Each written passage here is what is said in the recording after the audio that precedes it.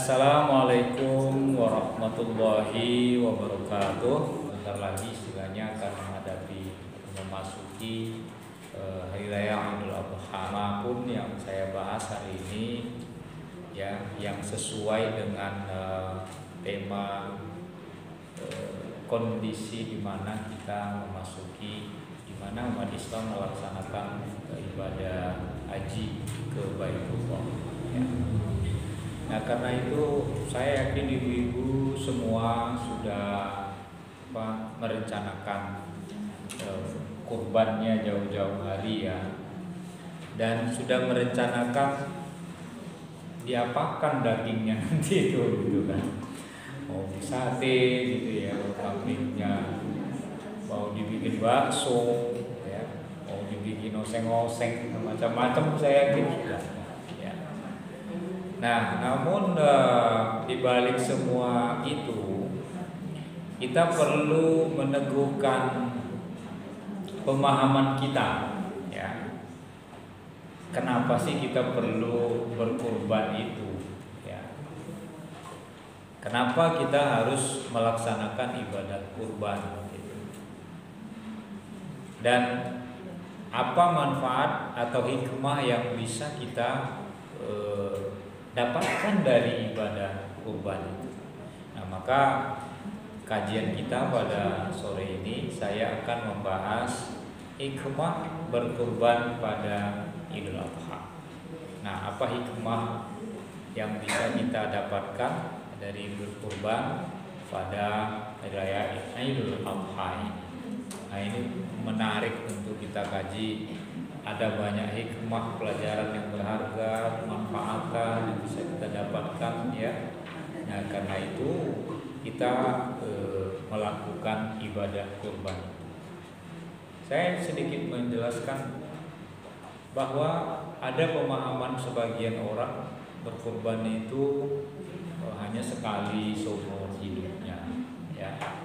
Tidak ya. Berkurban itu hukumnya dalam fikih ya, itu adalah sunnah muakkadah. Sunnah muakkadah itu adalah ibadah sunnah yang sangat dianjurkan. Karena dia sunnah muakkadah, maka dianjurkan, tentu saja ada catatannya, bagi orang yang mampu berkurban. Orang buru-buru makan daging sapi, daging kambing, suruh kurban apa? Masa kurban perasaan gitu. Ya. Sehingga karena dia dianjurkan, tentu bagi orang yang punya kelapangan rezeki. Ya. Dan kalau kita bisa setiap tahun berkurban, itu lebih afdol, lebih baik. Apalagi kalau kurban itu kita jadikan ibadah yang kita persiapkan dengan jauh-jauh hari gitu. Tentu ada pertanyaan Ibu. Apakah ibadah kurban itu hanya pada umat Nabi Muhammad? Tidak. Setiap umat-umat yang sebelum kita itu sudah ada diperintahkan untuk berkurban. Itu ada dalam surat Al-Hajj ayat 34 di mana Allah katakan, walikulli ummatin ja'alna mansakan liyadhkuru smallahi ala ma razaqahum min mahimatil an'am. Kata Allah, bagi setiap umat telah kami syariatkan penyembelihan hewan kurban. Di setiap umat ada umat Nabi Muhammad, umat Nabi Musa, umat Nabi Yakub, umat Nabi Soleh, nabi-nabi sebelumnya, Nabi Ibrahim sampai ke atas. Itu ada. Supaya apa? Supaya mereka menyebut nama Allah terhadap binatang ternak yang telah direzekikan Allah kepada mereka.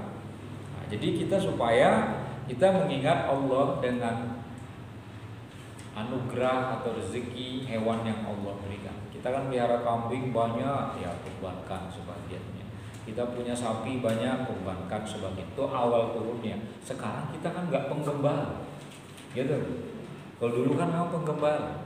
Jadi nabi-nabi masa lalu itu penggembala. Nabi Muhammad penggembala. Ya, Nabi Syuaib itu penggembala, ya. Nabi Musa juga penggembala. Sehingga wajar kalau disyariatkan kepada mereka itu untuk berkorban. Bahkan yang ekstrim itu adalah ujian kurban untuk Nabi Ibrahim. Siapa yang harus disembelih? putranya yaitu Ismail, gitu loh. Jadi itu sudah ada. Jadi diganti oleh Allah Ismail itu dengan seekor kibas. Itu awal mulanya kenapa kambing itu dikurbankan. Jadi jangan kita berpikir wah abot umat Nabi Muhammad ini dadak pakai kurban segala. Kan sering ada orang seperti itu. Abot umat Nabi Muhammad ini kok dadak pakai ibadah puasa segala.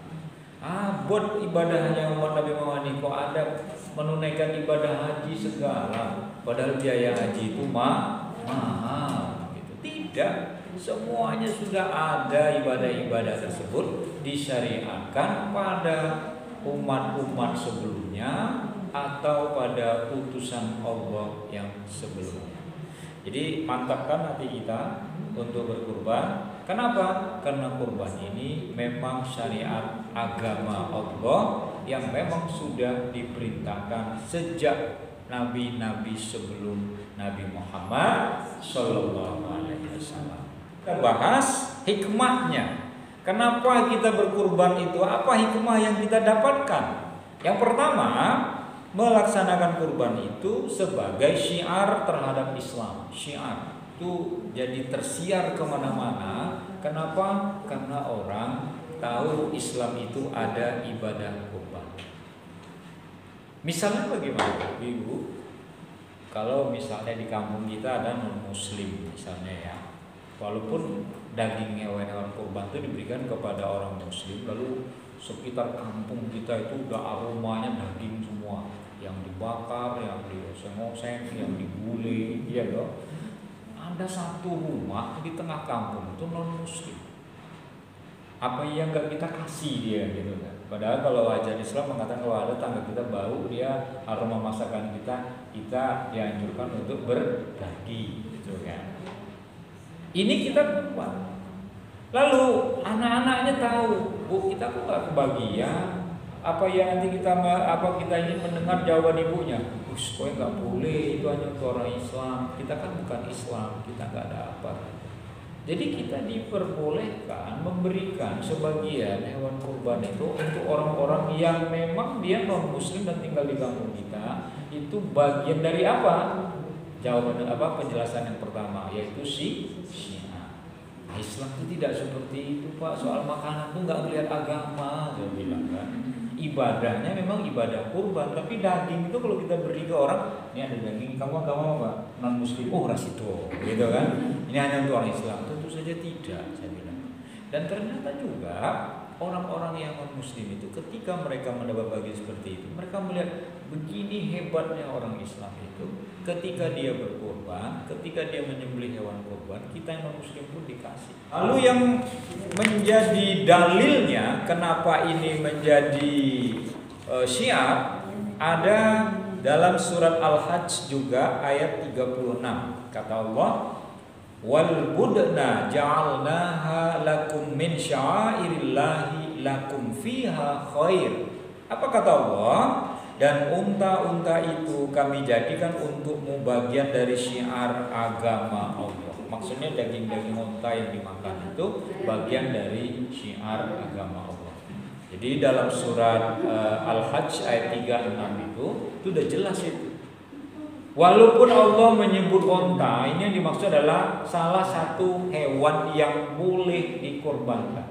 Karena kita sapi, karena kita kerbau, karena kita kambing, tentu saja maksudnya hewan-hewan yang dikorbankan. Nah, itulah syiarnya, ya. Lalu yang kedua, hikmah berkorban itu apa? Berkorban merupakan ibadah yang utama.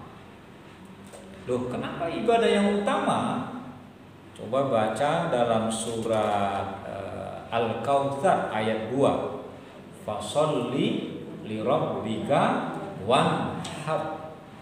Dirikanlah sholat demi Tuhanmu dan berkurbanlah. Kenapa dia disebut berkorban itu ibadah utama? Setelah mendirikan sholat, kita juga dianjurkan untuk berkorban. Ya, kalau ada dikatakan korban hewan-hewan yang kita korbankan sekarang itu menjadi kendaraan kita nanti saat melewati jalan titian Shirathul Mustaqim, yaitu ya. Yang kecilnya bagi orang yang tidak beriman itu lebih kecil dari rambut yang dibelah 7 gitu. Saking kecilnya. Tapi bagi orang yang gemar berkorban, boro-boro dia menginjak titian itu ya, tetapi dia akan melewatinya dengan kendaraan yang cepat, melesat, dan cepatnya itu wus lah pokoknya ya. Itulah hewan yang dikorbankan itu. Gitu. Makanya sebenarnya itu memotivasi kita betapa ibadah kurban itu salah satu ibadah yang utama. Kan kurban itu kan sebenarnya begini deh. Kurban itu gini, kita memberikan sesuatu, kita agak susah gitu loh. Tidak apa-apa lah kita payah-payah, makanya kita menyebut istilahnya rela berkorban. Saya rela berkorban, yang penting anak saya itu sekolah dengan baik. Saya rela banting tulang, bukan banting tulang gini ya, kerja siang malam, yang penting keluarga saya tercukupi. Jadi sebenarnya maknanya berkorban itu kita memberikan sesuatu yang berharga dari apa yang kita miliki supaya ibadah kita itu diterima. Makanya ketika kita berkorban, hewan-hewan di korban itu boleh nggak hewannya cacat? Nggak boleh. Ini kambing harganya 3 juta. Ini ada kambing harganya 2,5 tapi matanya picek gitu satu. Nah itu nggak boleh. Ada kambing normal sehat 3 juta, tapi yang satu tuh kakinya buntung, kakinya salah satunya. Itu nggak boleh. Kenapa? Berkorban itu harus melakukan yang terbaik. Itu loh. Makanya saya rela loh berkorban demi anak-anak saya. Itu kan sering kita menyebut istilah itu ya. Saya berkorban demi keluarga saya gitu. Itu tujuannya apa? Mendapatkan atau melakukan sesuatu yang terbaik. Makanya terbaik itu pilihlah hewan yang kita beli itu hewan yang terbaik, yang gemuk, yang sehat gitu. Ya kalau ada hewan kurban tuh penyakitan tuh tidak boleh. Makanya sekarang kan zaman Rasulullah nggak ada dokter yang ngecek ya. Terus sekarang kan ada dokter hewan yang ngecek apakah hewan itu mengandung cacing apa namanya? Cacing pitang ya. Kalau musim dulu itu ada lagi tuh penyakit apa tuh, kuku ya. Karena kuku dan mulut dulu ya. Supaya apa? Supaya dikorban. Nah, itu yang terbaik ya. Maka biasakanlah kita di dalam kehidupan kita itu memberikan sesuatu itu yang terbaik. Yang ketiga, hikmah berkurban itu adalah berkurban merupakan perbuatan yang sangat disukai Allah. Nah ini ya. Jadi ibadah kurban itu sangat disukai oleh Allah. Saking disukai oleh Allah ibadah kurban, Allah ngetes Nabi Ibrahim melalui mimpi, bahwa dalam mimpinya itu dia diperintahkan oleh Allah untuk menyembelih anaknya sendiri, korbankan anakmu itu. Nah, maka tadi saya katakan memberikan yang terbaik. Kenapa memberikan yang terbaik? Nabi Ibrahim itu puluhan tahun ya menunggu punya anak. Anaknya bagus, anaknya pinter, anaknya soleh, bahkan diangkat menjadi nabi dan rasul juga. Ketika dia sudah remaja, dites oleh Allah, mau gak Ibrahim memberikan yang terbaik yang dia miliki untuk dikorbankan ketika Allah meminta. Dan itu diberikan oleh Allah wahyunya melalui mimpi. Nabi Ibrahim itu seorang nabi, dia siap ya. Jangan kata anak gitu kan, nyawanya pun dia akan berikan kalau itu memang perintah Allah. Padahal kita tahu ternyata itu hanya ujian, diganti oleh Allah, lolos ujian Ibrahim. Dan anaknya itu anak soleh, ya nabi kok ya. Anakku, kan ada dialognya itu, ya. Dari dialog dalam Al-Quran disebutkan itu, anakku, ayah bermimpi di malam hari tadi bahwa kamu itu diperintahkan oleh Allah untuk ayah korbankan. Bagaimana pendapatmu? Apa kata Ismail? Kalau itu memang perintah Allah, maka saya siap ayah. Ya. Itu luar biasa. Jadi karena ibadah ini adalah kurban ini adalah ibadah yang diperintahkan Allah, maka ibadah yang diperintahkan Allah ini adalah juga ibadah yang disukai oleh Allah. Jadi kalau dulu kita biasa berkurban, yakin bahwa ibadah yang kita lakukan ibadah yang disukai, dan kalau Allah ridho dan suka dengan apa yang kita lakukan, tentu Allah akan memberi kemudahan dalam hidup kita.